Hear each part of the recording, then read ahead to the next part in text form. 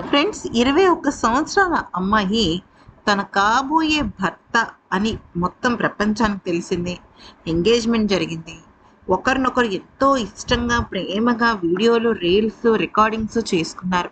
అయినప్పటికీ కూడా ఎవరో బాయ్ ఫ్రెండ్‌తో కలిసి ఒక నిండు ప్రాణాన్ని ప్లాన్ వేసి మరీ చంపింది అంటే ఇది మామూలు సాధారణమైన విషయం కాదు.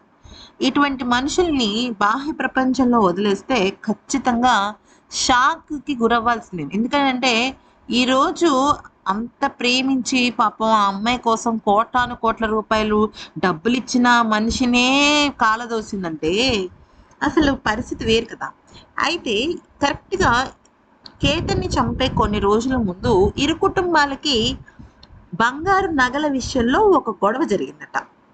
ఆ గొడవని ఇటు కేతన్‌కి సంబంధించిన తల్లిదండ్రులు ఒక రకంగా చెప్తే, సియాకి సంబంధించిన తల్లిదండ్రులు ఒక రకంగా చెప్పారు. మనందరికీ తెలిసిన విషయం ఏంటి? కేతన్ వాళ్ళు చాలా డబ్బున్న వాళ్ళు.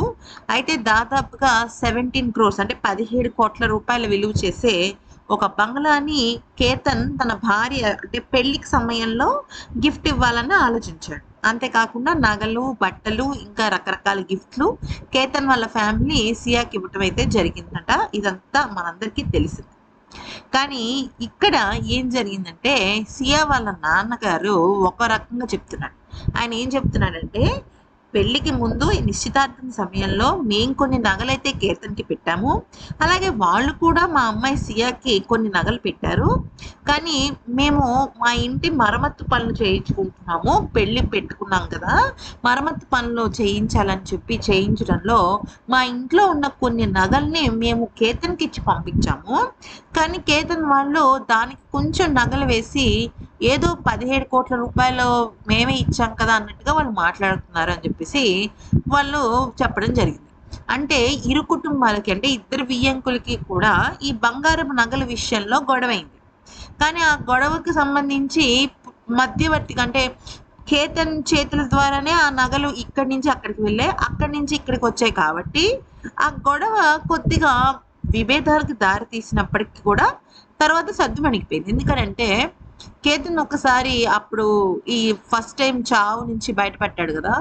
అప్పుడు చాలా అనుమాన పడ్డాడనమాట. ఈ సియా అనే అమ్మాయికి ఏదో ఎవరితోనో ఎఫ్ఐఆర్ ఉంది.